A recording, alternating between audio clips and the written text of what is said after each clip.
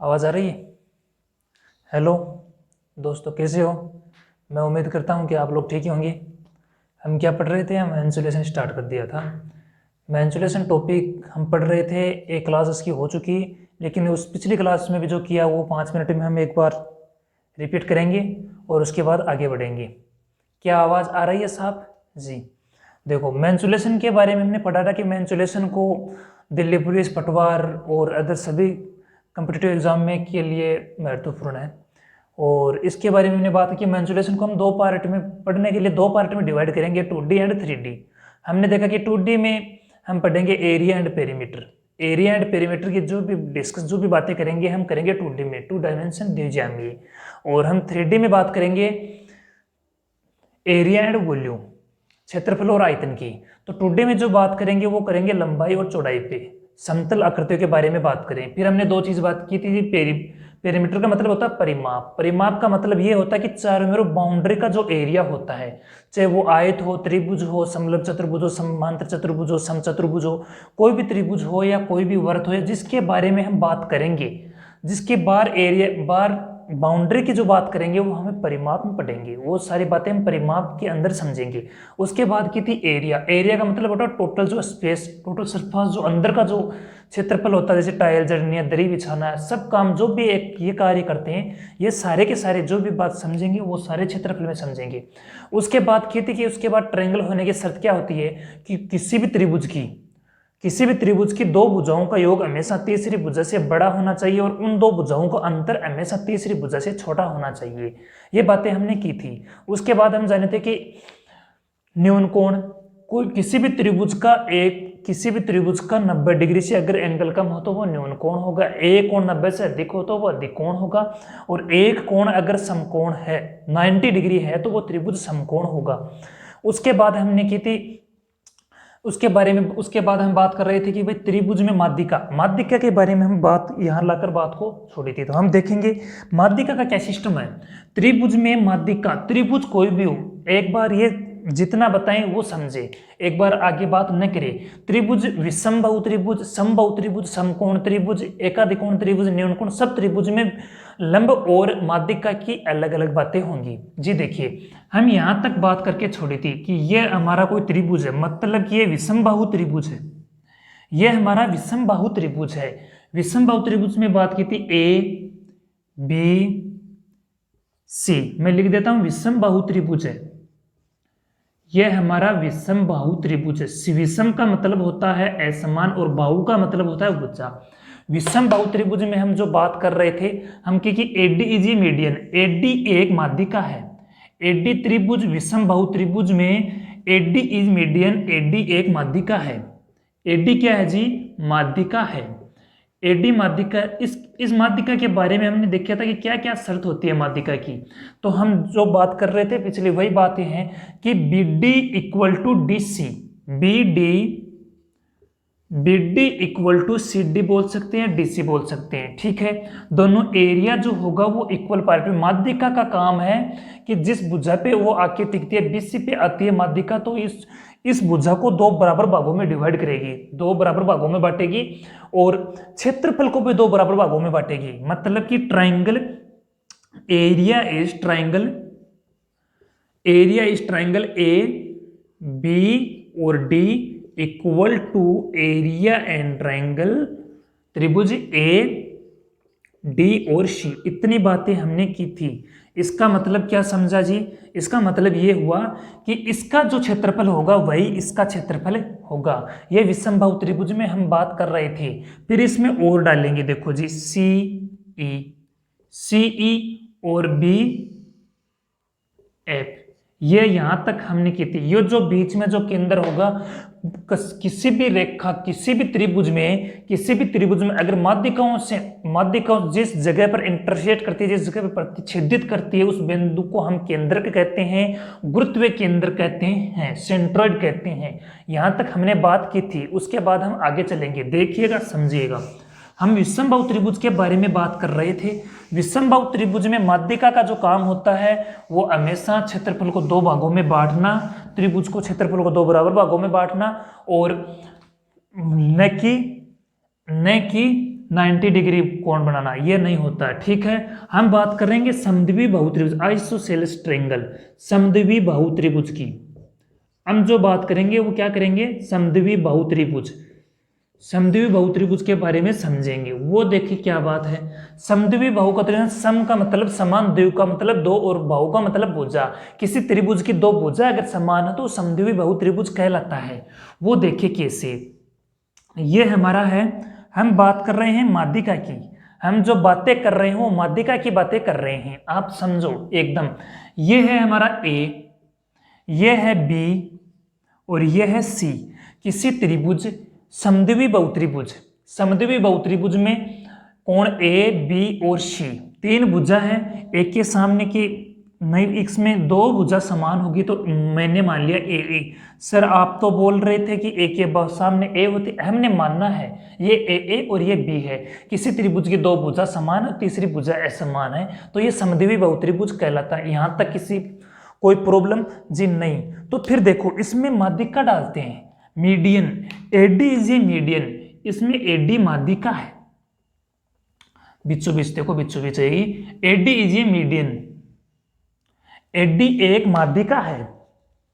क्या आप मेरी बात को समझे जी, इसमें एडी माध्यिका है, एडी माध्यिका है तो इतनी बात तो कंफर्म हो गई, ये एडी इज ए माध्यिका। ठीक है, तो देखो एडी माध्यिका होने का मतलब ये हुआ कि किसी त्रिभुज, समद्विबाहु त्रिभुज की बात कर रहे हैं, समद्विबाहु त्रिभुज में दो भुजा, ये भुजा समान है, ये भुजा समान है और ये भुजा अलग है। तो देखो अगर समद्विबाहु, इतनी बात हम हर त्रिभुज के लिए अवेलेबल है। माध्यिका की तरफ देखिए तो, माध्यिका की तरफ से समझे तो कि भाई B D equal to C D, B D equal to C D, ये बात क्लियर हो चुकी है, चाहे कोई भी त्रिभुज हो, ये बात कॉमन है सभी त्रिभुजों के लिए। बात नंबर 2, ए बी और त्रिभुज डी, त्रिभुज डी, इसका एरिया किसके समान होगा, इसका एरिया होगा त्रिभुज ए बी और सी, डी और सी, इसके समान होगा। इतनी बात हम कर चुके हैं। अब आगे देखिए, समद्विबाहु त्रिभुज में माध्यिका की जो बात कर रहे हैं, एडी इसमें माध्यिका है, AD is a median, AD माध्यिका है, एडी माध्यिका है। तो एक बात बताओ कि इस त्रिभुज में जैसे ये आएगा, तो ये भुजा दोनों समान है, ये अगर ये भुजा समान है, ये समान है, ये समान है, तो इस पे आएगा तो ये कन्फर्म हो चुका कि ये दोनों बराबर भागों में, दो भागों में बांटेगा, इसका और इसका क्षेत्रफल बराबर होगा, दो इक्वल पार्ट में क्षेत्रफल को बांट देगा। इतनी काम हम माध्यिका में करते हैं। देखो समद्विबाहु त्रिभुज में ये दो भुजा समान है, समद्विबाहु त्रिभुज में ये दो भुजा समान है, तो इन दोनों भुजाओं से बीचों बीच समद्विबाहु त्रिभुज में हम देखेंगे कि ये दो भुजा समान है। त्रिभुज, समद्विबाहु त्रिभुज में दो भुजा समान, उसके बीचों बीच जो अगर आएगा एकदम, ये दो भुजा समान है, दो भुजा के समान, अगर ये दोनों भुजा समान है, इसके एकदम से बीचों बीच जो आएगा वो इस भुजा पे आके टिका के यहाँ परपेंडिकुलर भी होगा, 90 डिग्री का कोण भी बनाएगा। इसका मतलब ये हुआ कि यहाँ 90 डिग्री का कोण बनेगा, यहाँ 90 डिग्री का कोण बनेगा।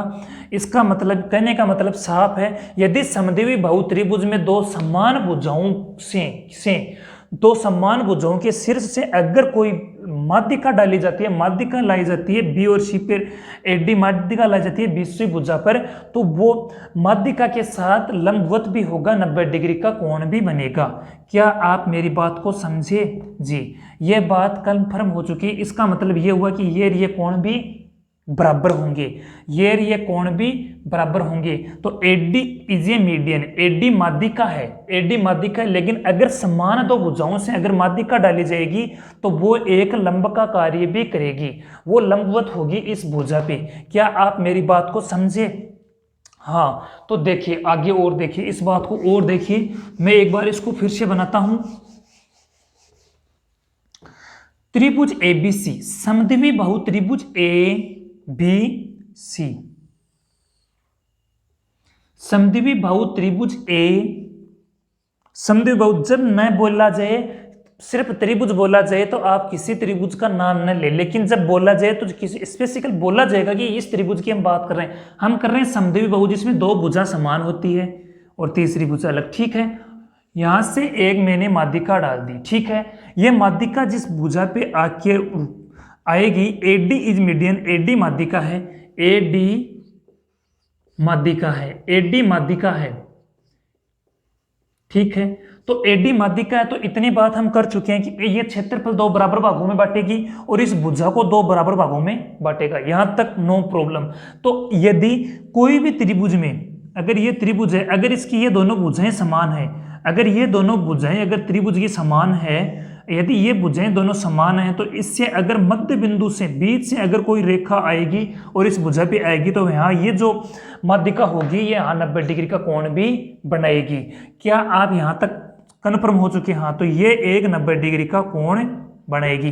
तो ये बोल सकता हूं कि त्रिभुज, और इसमें यही नहीं, अगर दो भुजाएं समान है और ये समान है, ये समान है, ये भुजाएं समान है, 90 डिग्री कोण, तो ये इसका यहाँ से भी बराबर होगा। ये त्रिभुज की ये दोनों कोण भी इक्वल होंगे, ये कोण भी बराबर होंगे। क्या आप यहां तक समझे जी? देखो त्रिभुज बी डी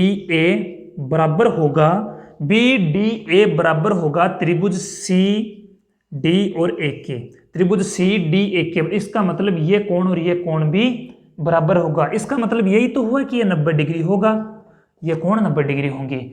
यहां तक नो प्रॉब्लम। फिर देखिए, और फिर बोले कि त्रिभुज क्षेत्रफल इसके ये दोनों एंगल भी बराबर होंगे, ये दोनों कोण बराबर होंगे। तो बी ए त्रिभुज कोण B A D equal to कोण सी ए डी, ये दोनों कोण भी बराबर होंगे।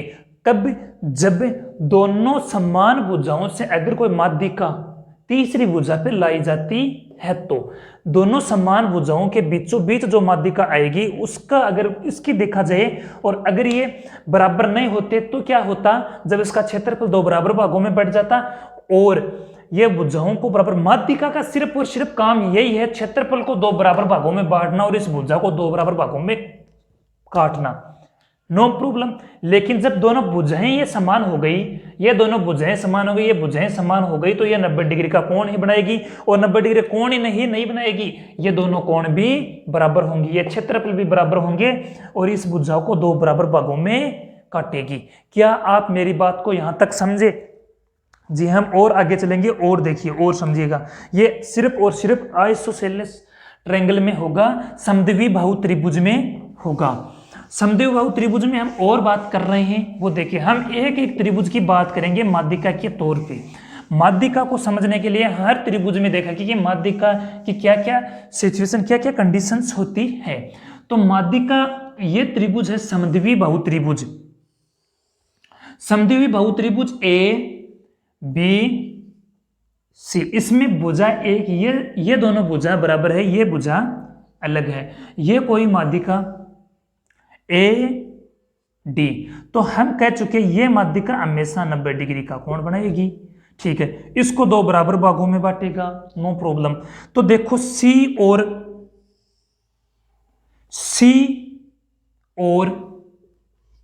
एफ और बी और ए, ठीक है। किस त्रिभुज एबीसी में भुजा एबी, बीसी और सीए के मध्य बिंदु क्रमशः एफ, डी और ई है, तो इनको मिलाया जाता है, तो जो माध्यिकाएं बनती है, जो माध्यिकाएं बनेगी वो बनेगी बीई, सीएफ और एडी।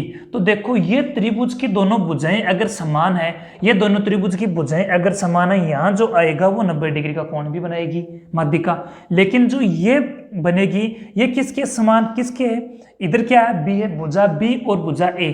तो दोनों असमान भुजाओं से अगर कोई दोनों असमान भुजाओं से अगर कोई माध्यिका तीसरी भुजा पे जाती है, माध्यिका तीसरी भुजा पे जाती है, तो न तो ये कोण बराबर होंगे, इसमें ये दोनों कोण बराबर होंगे। इसका कारण यह है कि त्रिभुज की दो भुजाएं को मध्य से जो भुजा निकलेगी, मध्य से जो माध्यिका निकालेंगे उसकी वजह से ये दोनों बराबर होंगे और यहाँ 90 डिग्री का कोण भी बनेगी। लेकिन ये नहीं है, ये तो न बराबर होगा और न ही यहाँ ये बराबर होगा, न ये 90 डिग्री का कोण बनाएगी और न ही ये दोनों कोण बराबर होंगे, और न ही ये दोनों कोण बराबर होंगे और न ही यहाँ 90 डिग्री का कोण बनेगी।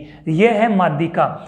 समबाहु त्रिभुज में दो समान भुजा होने के नाते, समबाहु त्रिभुज में दो समान भुजा होने के नाते जो माध्यिका समान भुजाओं के बीचों बीच जो माध्यिका आएगी वो 90 डिग्री का कोण बनाएगी। ये बात छोटी छोटी बातें हैं, इनका गौर करिएगा, बस एक बार थोड़ा सा इन बातों का नोट जरूर करिएगा, क्योंकि ये बातें आगे बहुत काम में आएगी, ये बार बार नहीं बताई जाएगी, इसलिए इन बातों का गौर करिए।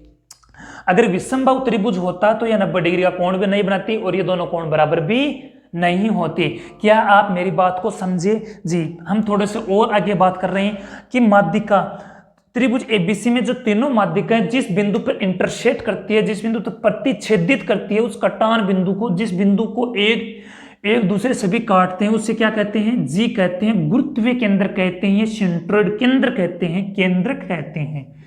क्या आप समझे? जी, इसे हम केंद्रक कहते हैं। और जो माध्यिका होती है वो शीर्ष से और इससे बेस से इसको 2:1 के इक्वल पार्ट, 2:1 के पार्ट में डिवाइड करती है। और ये बोल सकते हैं कि, और एक छोटी सी बात और देखिए, देखो जी, यहां से तो जाएगी, यहां से कोई माध्यिका जाएगी तो इसकी इधर की देखा जाए तो भुजा क्या है? बी, और इधर भुजा क्या है? ए। इधर भुजा बी है, इधर भुजा ए है। थोड़ा सा मैं आउट लेकर चलता हूं कि ये त्रिभुज है, इस त्रिभुज की ए और ये बी, यहां से कोई माध्यिका जाएगी, यहां से कोई माध्यिका जाएगी तो इसकी भुजा क्या है?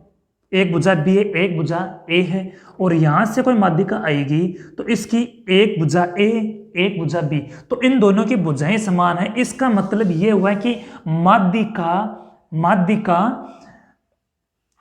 एबीसी, सी और एफ इक्वल टू, माध्यिका सी और एफ इक्वल टू बी और ए। ये दोनों माध्यिकाएं की लंबाई सेम होगी और इस माध्यिका की लंबाई अलग होगी एडी की। एडी इनके बराबर नहीं होगी, एडी इनके बराबर नहीं होगी। जो एडी आएगी तो इसके दोनों साइड, जो दोनों भुजाएं वो ए है, और इधर देखोगे बी से ई जो माध्यिका आएगी इसकी दोनों भुजाएं देखो तो इधर तो क्या है?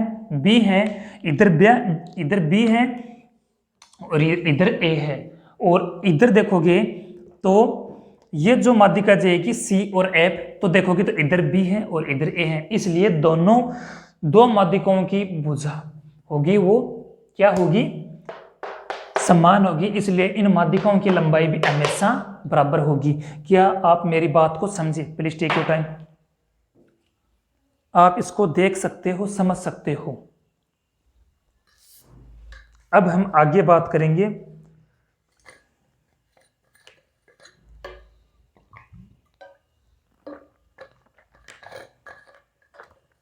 क्या यहां तक आप समझे?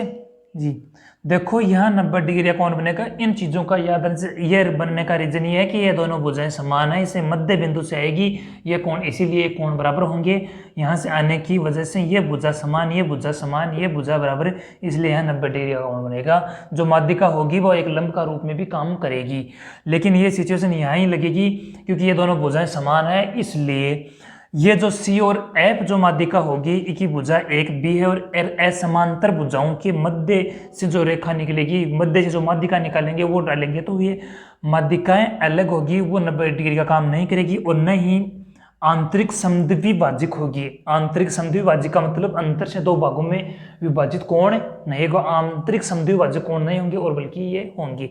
क्या आप मेरी बात यहाँ तक समझे? हाँ, हम विषमबाहु त्रिभुज के बारे में बात करी, हम समद्विबाहु त्रिभुज के बारे में माध्यिका को समझा। अब हम कर रहे हैं इक्विलेटरल ट्रायंगल समबाहु त्रिभुज।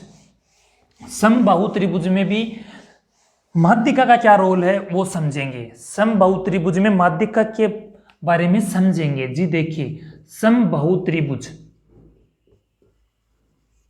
समबाहु त्रिभुज। समबाहु का मतलब होता, सम का मतलब होता है समान और बाहु का मतलब भुजा। तो जिस त्रिभुज की तीनों भुजाएं समान होगी, जिस त्रिभुज की तीनों अगर भुजाएं समान होगी तो वो क्या होगा, समद्विबाहु बाहु त्रिभुज होगा। वो हमेशा इक्विलेटरल ट्रायंगल होगा, समद्विबाहु बाहु त्रिभुज होगा। ये भुजा ए है, ये भुजा ए है, ये भुजा ए। जिस त्रिभुज की सभी भुजाएं समान होती है तो हम लोग जानते हैं कि त्रिभुज एबीसी का, त्रिभुज के तीनों कोणों का योग 180 डिग्री होता है। तो इसका ईच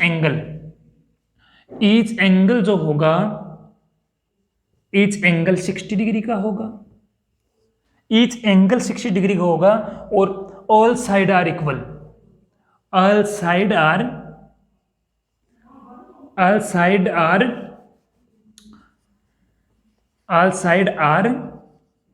इक्वल होगी। ऑल साइड आर, सभी भुजाएं बराबर होगी। समबाहु त्रिभुज में सभी भुजाएं बराबर होगी और सभी कोण बराबर होंगे, समबाहु त्रिभुज कहलाता है। यदि समबाहु त्रिभुज में माध्यिका की अगर बात करेंगे, समबाहु त्रिभुज में माध्यिका की अगर बात की जाए तो क्या होगा, हम बार बात कर रहे थे यदि दो भुजाएं समान है, दो भुजाएं समान है, वहां से अगर माध्यिका डाली जाती है तो ये कोण बराबर होते हैं, ये कोण बराबर होते हैं। और माध्यिका का काम है इन भुजाओं को दो भागों में बांटना और क्षेत्रफल को दो भागों में बांटना। इतनी बात तो कंपलसरी है, इतनी बात तो हमें याद ही रखनी है कि माध्यिका का काम है इस भुजा को दो बराबर भागों में बांटे, ये है हमारा डी। इस त्रिमाध्यिका का काम है इस भुजा को दो बराबर में बांटे और क्षेत्रफल को दो बराबर भागों में बांटे। लेकिन ये दोनों भुजा बराबर है, ये दोनों भुजा बराबर है तो यहां 90 डिग्री का कोण भी बनाएगी, 90 डिग्री का कोण भी बनाएगी, नो प्रॉब्लम।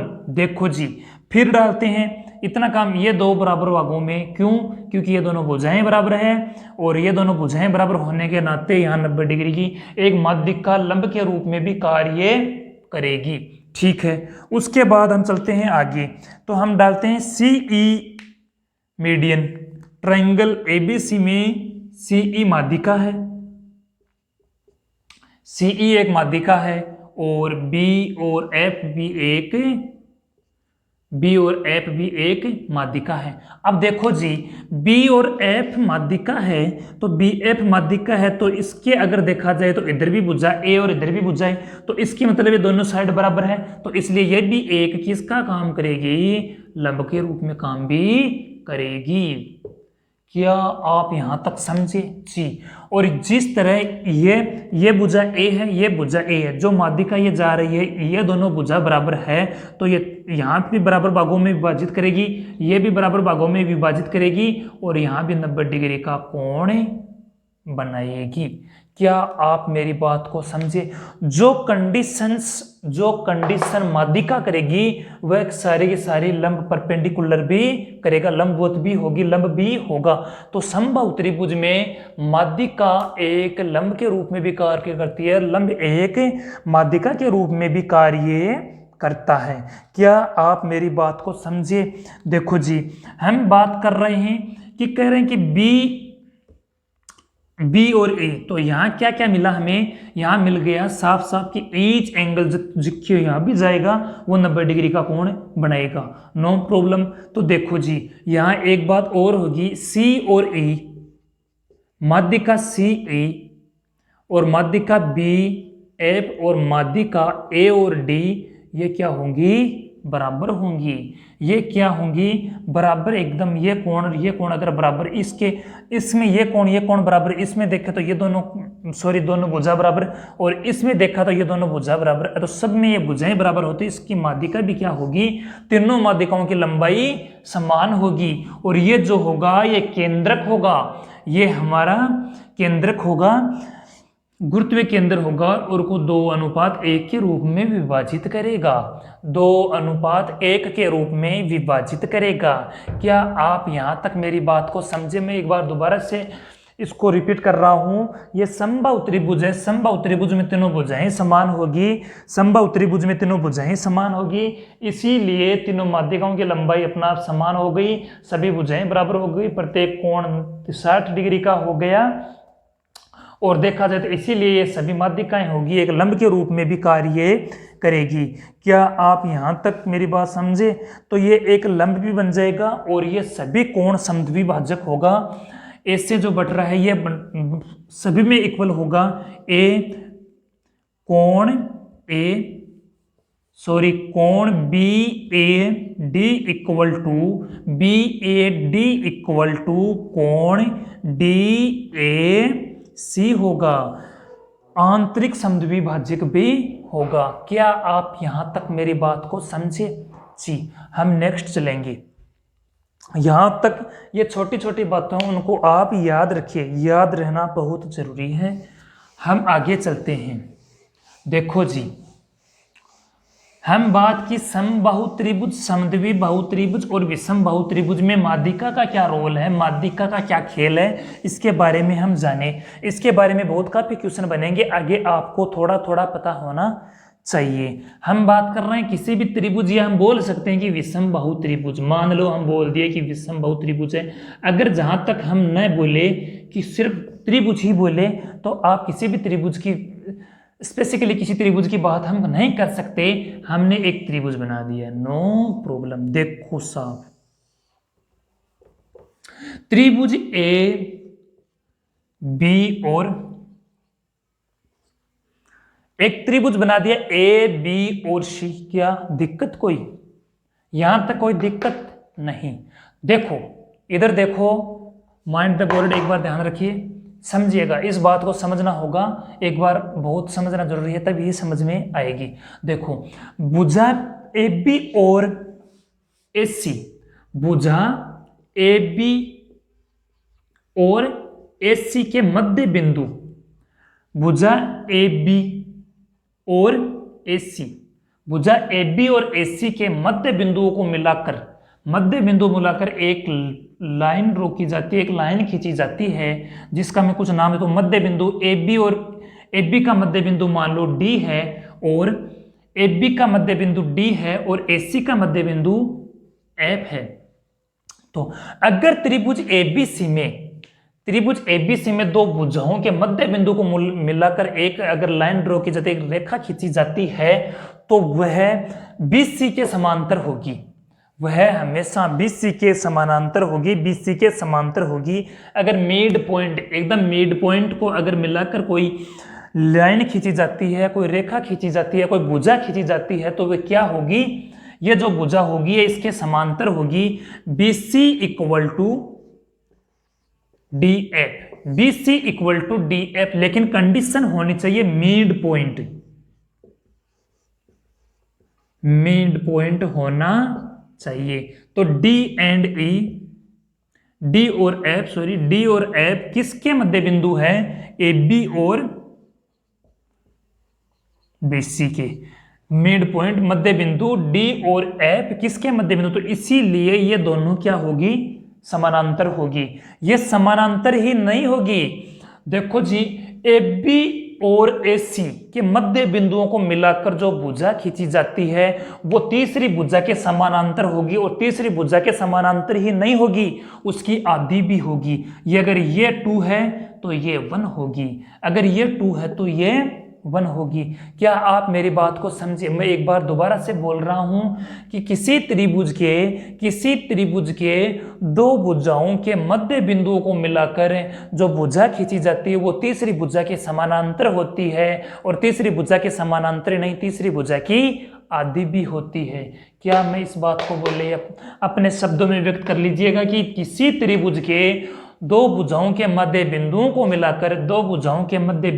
मिलाकर अगर कोई तीसरी भुजा खींची जाती है, तो वो भुजा खींची जाती है, डी और एफ को मिला दिया जाता है, तो वो तीसरी भुजा के समानांतर होगी, और तीसरी भुजा के समानांतर ही नहीं, वो तीसरी भुजा के आधी भी होगी। इसका मतलब मैं बोल सकता हूं D F equal to B C by 2। आप क्या मेरी इस बात से सहमत हैं?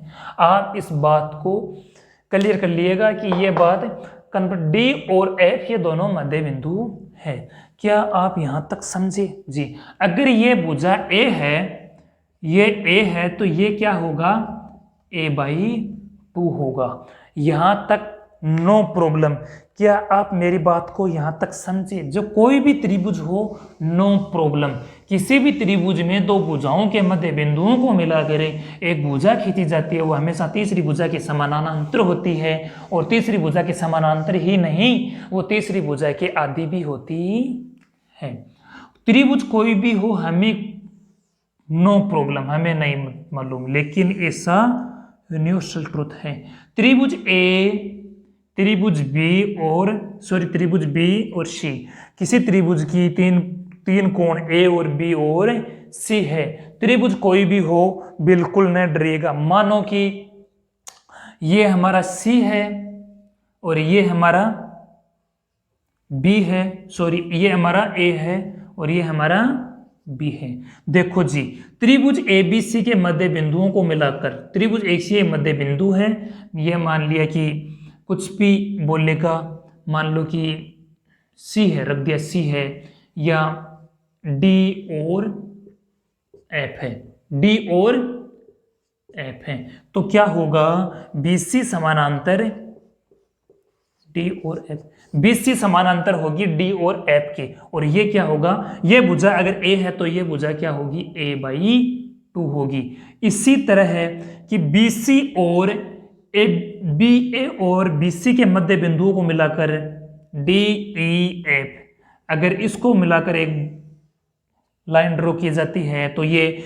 एसी के डी ई समानांतर होगी एसी के, और ये इसकी आधी होगी, तो ये क्या होगी? बी बाई 2 होगी। अगर इसके बीसी और एसी के मध्य बिंदुओं को मिलाकर अगर कोई लाइन रेखा की भुजा खींची जाती है, भुजा होती है, तो वो किसकी होगी? ये अगर पूरी सी है तो इसके समानांतर और इसकी आधी क्या होगी? सी बाई 2 होगी। क्या आप मेरी बात को यहां तक समझे? क्या आप इस बात को यहां तक समझ चुके हैं? जी, यहां तक इस बात को हम क्लियर कर चुके हैं कि बीसी समानांतर डी एफ और बीसी समानांतर डी एफ और डी समानांतर एसी, डी समानांतर एसी और ई और एफ समानांतर ए बी। क्या यहां तक क्लियर? जी। अब देखो, अब इसको और आगे देखेंगे। देखो कैसे? देखो कि त्रिभुज एबीसी के मध्य बिंदुओं को अगर मिला ही दिया तो ये टोटल कितनी है? ये टोटल क्या है? बी है। ये टोटल बी है, तो इसको दो भागों में बांटे तो ये बी बाई 2 और ये बी बाई 2। त्रिभुज एबीसी, एक बार मैं इसको बड़ा बना रहा हूं, थोड़ा सा समझने में अच्छा हो जाए। ध्यान रखिए, इन चीजों को समझना बहुत जरूरी है दोस्तों। त्रिभुज,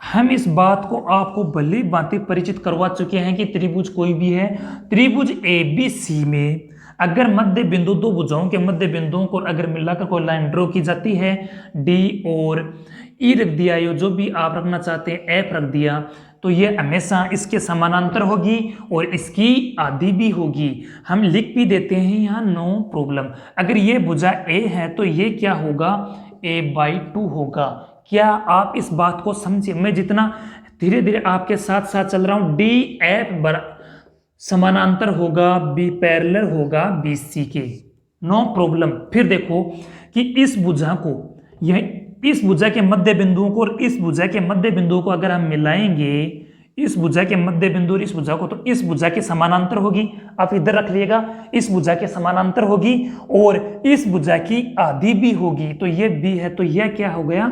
बी हो गई। ये बी है तो ये बी हो गई और ये ए हो गया। और ये अगर ये क्या है? सी, इसके सामने का कोण सी है, तो ये क्या हो गया? भुजा सी हो गई। तो देखो जी, अगर ए और सी और बी और सी के मध्य बिंदुओं को मिलाकर बना दिया जाता है तो ये टोटल सी है, तो ये क्या हो गया? सी बाई 2 हो गया।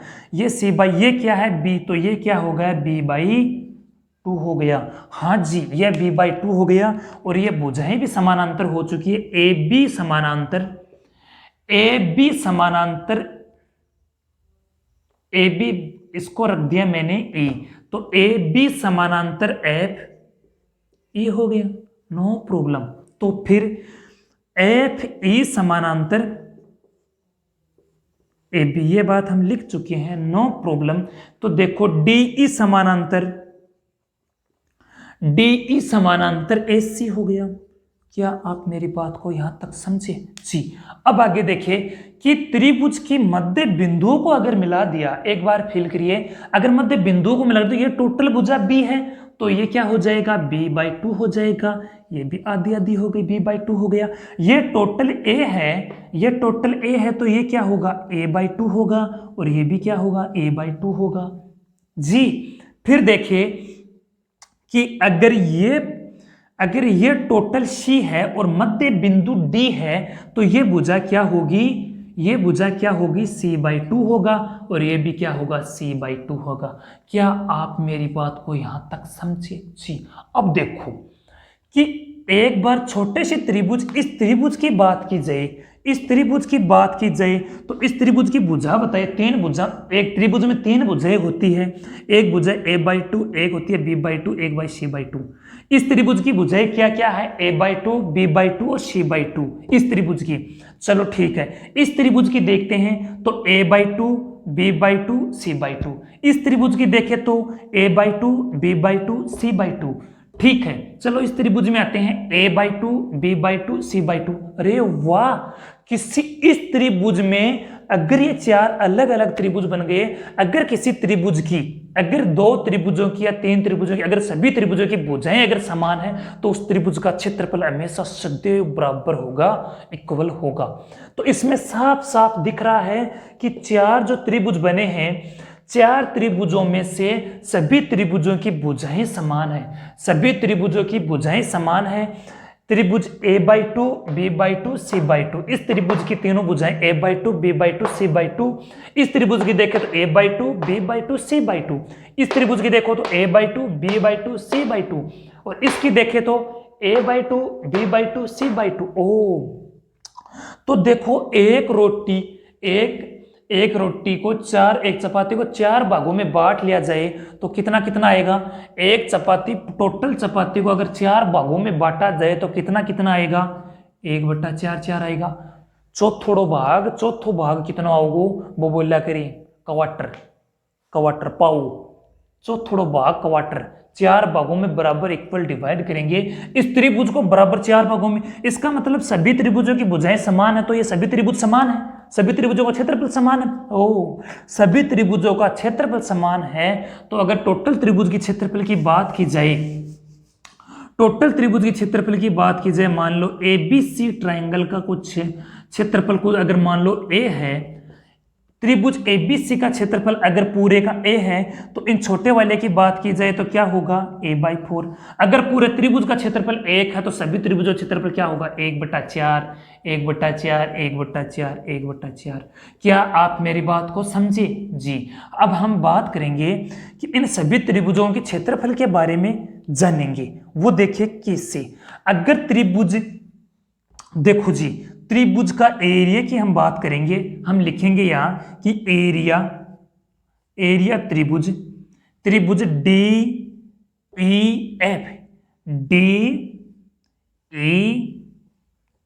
बराबर होगा, DEF बराबर होगा त्रिभुज area of triangle BAD equal to, और देखिए आगे, और देखिए एरिया होगा त्रिभुज AFC, और देखिए एरिया होगा, किसका रह गया, ADF का रह गया। एरिया बराबर होगा त्रिभुज AD और F। इन सभी त्रिभुजों का क्षेत्रफल हमेशा समान होगा, इन सभी त्रिभुजों का क्षेत्रफल हमेशा समान होगा। और जो होगा ना, वो क्या होगा, वो देखिए, वो होगा 1/4 एरिया ऑफ ट्राइंगल ABC। क्या आप मेरी बात को समझे? क्या आप यहां तक इस बात को समझ गए जी कि इन सभी त्रिभुजों का क्षेत्रफल बराबर होगा, और बड्डो वाला जो त्रिभुज है इसका 1/4 होगा। ये लाइन मैंने लिख दी है कि त्रिभुज ये चारों त्रिभुजों का क्षेत्रफल होगा, ये बड़े वाले त्रिभुज का 1/4 भाग होगा, जबकि इन त्रिभुजों चारों त्रिभुजों का क्षेत्रफल है और इक्वल, इन सभी त्रिभुजों का क्षेत्रफल बराबर होगा। Please take your time. क्या आप इसको देख लिया? चलो ठीक है, हम और थोड़ा सा आगे चलेंगे और समझेंगे बातों को बारीकी से। देखो समझना बहुत जरूरी है जी। ए बी सी था, AY2 था, ठीक है। ये त्रिभुज, इसको हम समझ चुके हैं, इनको इस तरह बना चुके हैं। अब हम बात करेंगे थोड़ी सी किसके बारे में, त्रिभुज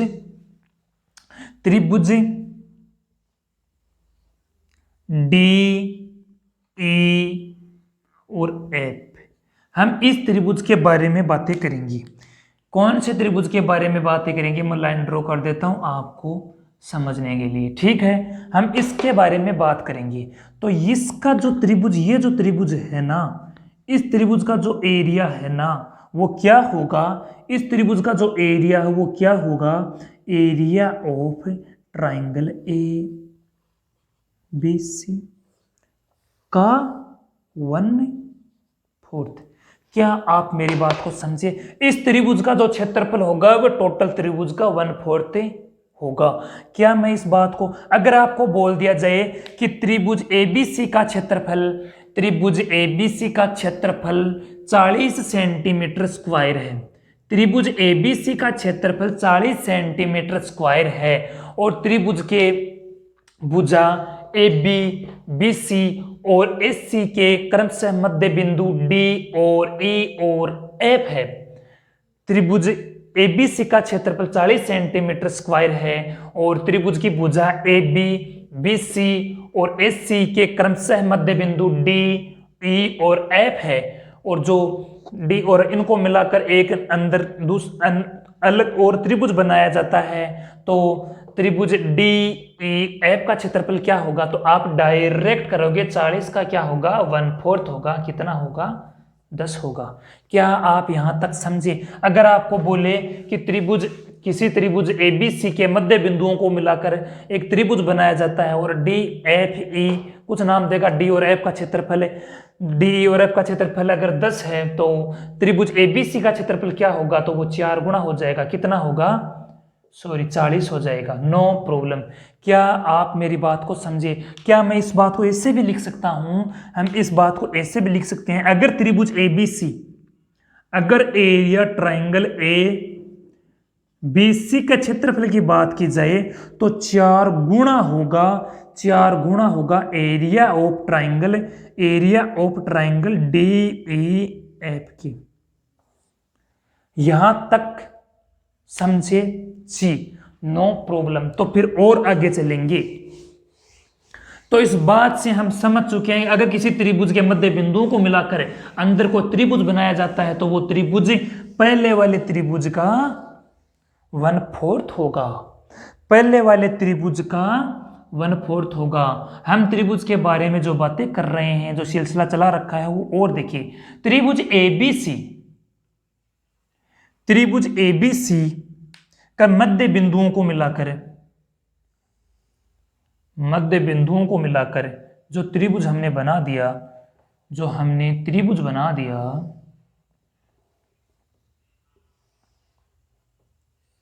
ठीक है, D, E और F। ये त्रिभुज जो मध्य बिंदु, ये मध्य बिंदु है, AC का मध्य बिंदु A, AB का मध्य बिंदु D और BC का मध्य बिंदु F है। मध्य बिंदु का मतलब समान दूरी है ये, ठीक है, नो प्रॉब्लम। तो इस त्रिभुज का क्षेत्रफल क्या होता है, इस त्रिभुज की क्षेत्रफल की अगर बात की जाती है तो एरिया, हम बातों को जानेंगे, समझना बहुत जरूरी है दोस्तों। त्रिभुज DEF की क्षेत्रफल की बात की जाती है तो 1/4 एरिया ऑफ ट्राइंगल ABC, त्रिभुज ABC के क्षेत्रफल का 1/4 होगा। और अगर त्रिभुज ABC कहीं निकालना पड़ जाए, हमें त्रिभुज ABC का अगर एरिया निकालना पड़ जाए तो हम निकालेंगे किसे, 4 गुना एरिया त्रिभुज DE और F। No problem. क्या मेरी बात को आप समझ चुके हैं जी? अब आगे देखिए, आगे क्या। अब देखो जी, मध्य बिंदु को एक बात और सिंपल सी छोटी सी बात मैं आपको, जैसा त्रिभुज बाहर होगा अंदर भी ऐसा ही त्रिभुज बनेगा। कैसे वो देखिए, अगर मेरे कहने का मतलब है अगर भुजा ये 8 है, ये भुजा अगर 8 है, मैं छोटी सी बात समझा रहा हूं, उस बात को समझे। अगर ये 10 है, अगर बाहर जैसा त्रिभुज होगा अंदर भी वैसा ही त्रिभुज बनेगा।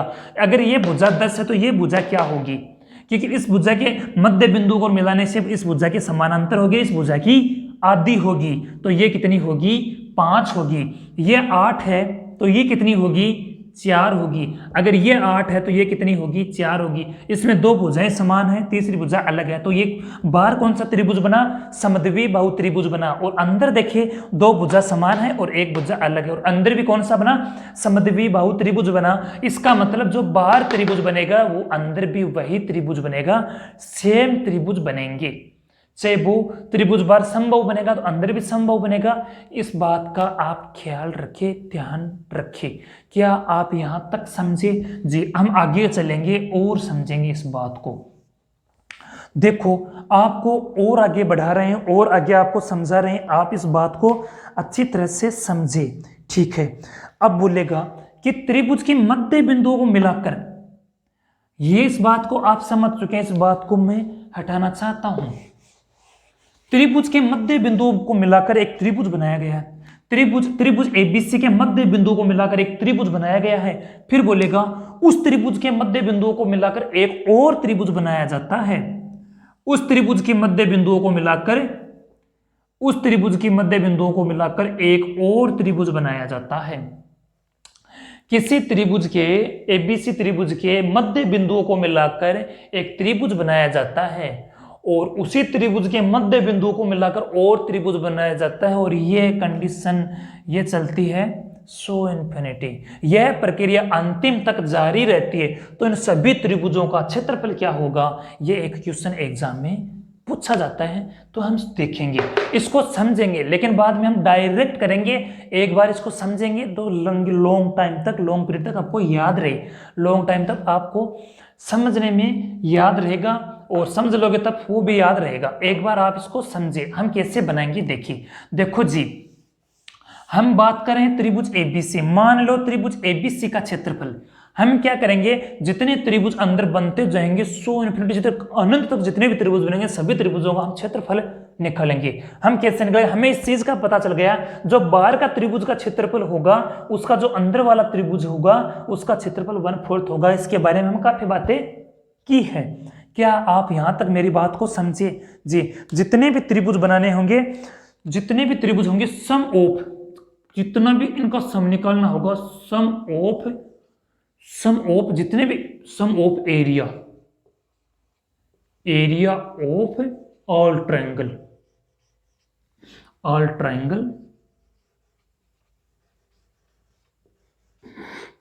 जितने sum of area of all triangle, जितने भी त्रिभुज बनेंगे अंदर सभी त्रिभुजों का सम निकालो, योग निकालो, ये हमारा काम है। मानो कि बड़ा वाला त्रिभुज है, बड़ा वाला त्रिभुज, इसका क्षेत्रफल क्या माने, कुछ मानेंगे। मान लो बड़ा वाला त्रिभुज है, उसका क्षेत्रफल ए, बी और सी, ट्रायंगल एबीसी का जो एरिया है, ट्रायंगल एबीसी का जो मेरा एरिया हम मानेंगे, मान लिया ए है, तो इस त्रिभुज का क्षेत्रफल क्या होगा, a/4 होगा, क्योंकि अंदर वाला त्रिभुज ये सब 1/4 में बट जाते हैं, ठीक है। तो देखो जितने भी त्रिभुज बनेंगे हम सब त्रिभुजों के बारे में इसमें बातें करेंगे। तो हम बना रहे हैं, इसका मान हम निकाल रहे हैं, वो देखिए कैसे निकालेंगे। देखो बड़ा वाला त्रिभुज का क्षेत्रफल क्या है, ए, बड़ा वाला त्रिभुज का क्षेत्रफल ए, तो इस त्रिभुज के क्षेत्रफल की बात करें तो क्या, इसका 1/4 होगा। इस त्रिभुज के क्षेत्रफल की बात करें तो इसका क्या होगा, 1/4 होगा। हो, अगर इस त्रिभुज के क्षेत्रफल की बात करें तो इसका भी 1/4 हो जाएगा, क्योंकि यह भी तो 4 बराबर भागों में मध्य बिंदु से मिलाने से त्रिभुज बना है, तो यह भी 4 बराबर भागों में बट जाएगा, इसलिए यह त्रिभुज भी क्या होगा, 1/4। ये किसका होगा, इसका 1/4 होगा, तो a × 1/4, ये त्रिभुज का भी ये 1/4 हो जाएगा, तो मल्टीप्लाई 1/4, ठीक है। आगे चलते हैं, तो a, किस त्रिभुज की बात कर चुके हैं हम, इस त्रिभुज की बात कर चुके हैं। तो ये क्या होगा 1 4 मल्टीप्लाई 1 का 1/4, ये बड़ा वाला त्रिभुज है, इसके अंदर वाला त्रिभुज इसका 1/4 हो गया, और ये त्रिभुज इसका भी 1/4 हो गया। 1/4 ए मल्टीप्लाई 1/4 और ये इसका अगले जाएगा वो इसका भी 1/4 हो जाएगा, इसका भी 1/4 हो जाएगा, और ये कंडीशन सो इन्फिनिटी अंतिम तक जारी रहती है। क्या आप मेरी बात को यहां तक समझे? हम और आगे चलते हैं। क्या मैं यहां इसको ए को कॉमन ले सकता हूं? क्या मैं यहां ए को कॉमन ले सकता हूं? जी मैंने ए कॉमन ले लिया। यहां क्या बचा? 1 बचा, यहां बचा 1/4 बचा, और यहां क्या बचा?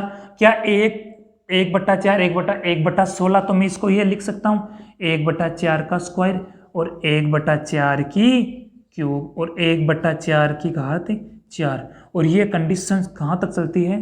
अनंत तक जारी रहती है। क्या आप समझे?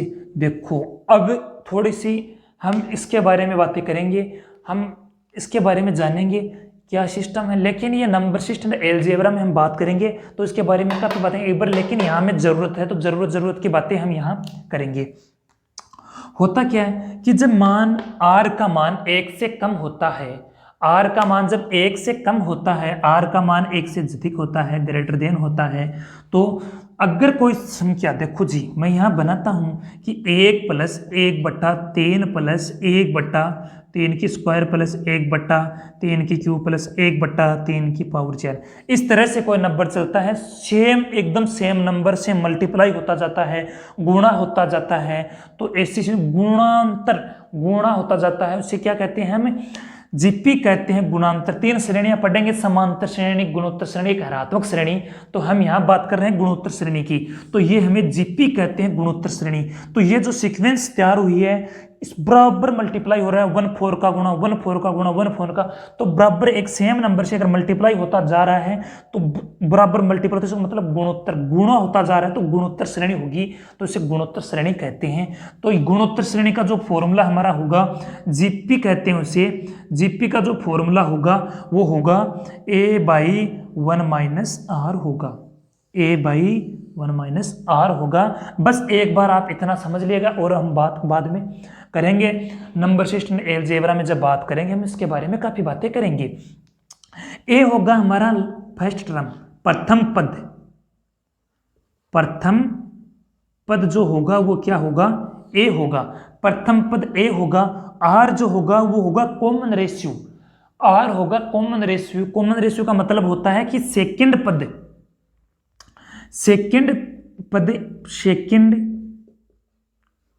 Terms divide by first term.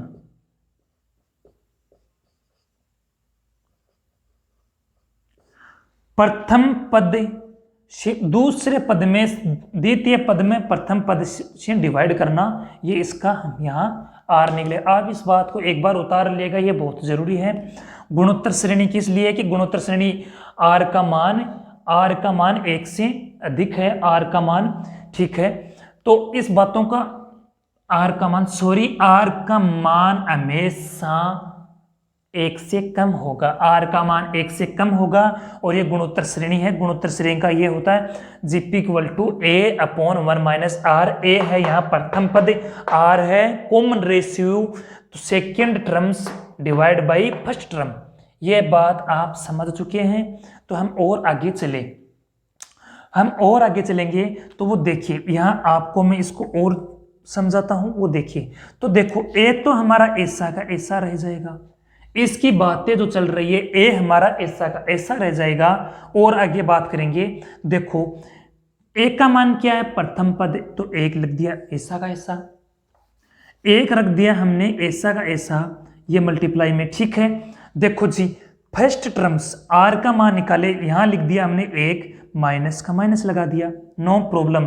तो सेकंड पद क्या है? 1/4 है, तो 1/4 ने 1 से भाग दोगे तो क्या आएगा? 1/4 ही तो आएगा। तो आर का मान क्या हुआ? 1/4 हो गया। तो इसको करो ना, ए गुणा, इधर चला गया 4, तो नीचे क्या बच गया? 3, और ऊपर क्या आ गया? 4। ओ बस हमें यही चाहिए। हमें 4, देखो मैं और कर देता हूँ, ए 1/3/4 और नीचे हो गया 4, 4 चला गया ऊपर, तो 1/4/3 ये बन के तैयार हुआ। हो sum of area of all triangle, जितने भी अंदर त्रिभुज बनेंगे सभी त्रिभुजों का क्षेत्रफल क्या होगा, जो बड़ा वाला त्रिभुज है ना उसका 4/3 होगा। बस अंतिम में आपको ये याद रखना है, लेकिन इन चीजों का पता होना चाहिए कि हम कैसे कैसे क्यों करते हैं। No problem. आपको कुछ भी बोलेगा आप नहीं घबराइए बिल्कुल भी। आपको अगर वो बोल दे कि एरिया त्रिभुज एबीसी का क्षेत्रफल, त्रिभुज एबीसी का क्षेत्रफल 12 है या 60 बोल दे, 60 सेंटीमीटर स्क्वायर है, त्रिभुज एबीसी का क्षेत्रफल 60 सेंटीमीटर स्क्वायर है, तो त्रिभुज के मध्य बिंदुओं को मिलाकर अंदर एक त्रिभुज बनाया जाता है और उस त्रिभुज के मध्य बिंदुओं को मिलाकर और त्रिभुज बनते हैं। यह इस कंडीशन ये है, स्थिति अंतिम तक जारी रहती है, कंटिन्यू जारी रहती है। तो इसी तरह बने सभी त्रिभुजों का क्षेत्रफल क्या होगा, तो आप करोगे 60 गुणा 4/3, तो 20 कितना होया 80 सेंटीमीटर स्क्वायर। एक आप ऐसा क्वेश्चन बनाए, आप समझेगा एक क्वेश्चन बनाए, आप यहां तक समझे, एक आप क्वेश्चन बनाओगे तब आपको पता चल जाएगा। एक छोटी सी बात मैं और बता देता हूं आपको कि त्रिभुज, हम बात करेंगे कि ये फॉर्मूले कैसे बनते क्यों बनते, अपन एक बार हम जरूरत के लिए जो काम है वो करेंगे जरूर। तो वो देखिए, त्रिभुज, समबाहु त्रिभुज की क्षेत्रफल की बात करेंगे कि समबाहु त्रिभुज है ना, आप इस बात को ऐसे ही समझ लेगा, समबाहु त्रिभुज का क्षेत्रफल होता है √3/4 भुजा स्क्वायर, साइड स्क्वायर बोल सकते हैं। तो समबाहु त्रिभुज का क्षेत्रफल होता है √3/4 भुजा स्क्वायर। इस बात को थोड़ा सा आप याद रखें, हमें थोड़ी सी जरूरत पड़ेगी। और हम आगे बात करेंगे ना कि त्रिभुज ये क्षेत्रफल मतलब ये फॉर्मूला कैसे बना, हम जिन चीजों का फॉर्मूला के बारे में जान जाएंगे, समझ जाएंगे कि ये फॉर्मूला कैसे, तो हम उस फॉर्मूले को भूलोगे नहीं, लॉन्ग टाइम तक आपको याद रहेगा। हम कुछ भी कर ले, बोर्ड पर कितना भी सीख ले, लेकिन जब तक हमें यह नहीं पता चलेगा ना कि ये बना कैसे, तो हमें वो ज्यादा याद नहीं रहेगा, काफी समय तक हमें याद रखना की जरूरत है। इसलिए अब आप एक ऐसा सवाल क्वेश्चन करें और फिर हम और आगे बढ़ेंगे। No problem. एक अच्छा सा क्वेश्चन बनाएंगे, वो देखें कैसे आता है एग्जाम में, बार बार एग्जामों में ऐसे क्वेश्चन पूछे जाते हैं। एक क्वेश्चन हम आपको देते हैं बनाने के लिए, वो देखें कैसे। एक समबाहु त्रिभुज के, एक समबाहु त्रिभुज के, एक समबाहु त्रिभुज के प्रत्येक भुजा, देखो जी ये क्वेश्चन है, एक समबाहु त्रिभुज की प्रत्येक भुजा की लंबाई 12 सेंटीमीटर है। इस त्रिभुज की भुजाओं के मध्य बिंदुओं को मिलाकर एक त्रिभुज बनाया जाता है और इस त्रिभुज की भुजाओं के मध्य बिंदुओं को मिलाकर एक और त्रिभुज बनाया जाता है और यह प्रक्रिया अनंत तक जारी रहती है। इस प्रकार से बने सभी त्रिभुजों का क्षेत्रफल क्या होगा, अपने शब्दों में व्यक्त करें। देखो जी, हम बातें की है, हम बातें की कि मध्य बिंदु के त्रिभुजों की भुजाओं की अगर अनंत तक यह प्रक्रिया जारी रहती है तो जो बड़ा वाला एरिया होगा, बड़ा वाला त्रिभुज का जो क्षेत्रफल होगा उसका क्या होगा 4/3 होगा। सभी त्रिभुज अनंत अंदर बनाए जाते हैं, हम बातें करिए डिटेल से, इस बात को जाने हैं। बस हमें इस क्वेश्चन को बनाकर थोड़ी दिखाना है, नहीं मुझे तो आता है हम तो बनाकर ही दिखाएंगे, नहीं आपको बस लॉन्ग टाइम तक अगर आप उसको देखोगे तो आपको याद रखेगी ये चीज कि ये चीज ऐसे ऐसे होती है, इसलिए ये बनता है। कैसे बना ये आपको पता चल गया, ठीक है। देखो जी, अब है समबाहु त्रिभुज, हमें चाहिए पहले उस त्रिभुज की हमें भुजा दिए, इसने क्या दिया, उस त्रिभुज की भुजा दिए 12 दिए और बोला है कि समबाहु त्रिभुज है। तो पहले तो हम समबाहु त्रिभुज की बातें की जाएगी कि उसका क्षेत्रफल क्या होगा, उसका क्षेत्रफल तो 4/3 होगा ना, टोटल क्षेत्रफल जो अंदर वो अनंत तक वो जारी रहेगी, वो स्थिति क्या स्थिति बन के आएगी, यही तो बनेगी ना। हम बातें की है जी, काफी बातें इसके बारे में की है, ये कंडीशन है।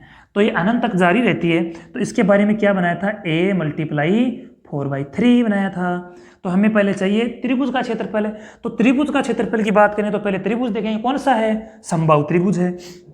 तो समबाहु त्रिभुज का क्षेत्रफल का फॉर्मूला होता है √3/4 × भुजा स्क्वायर। तो भुजा क्या है 12 और गुणा में 12 हो गई।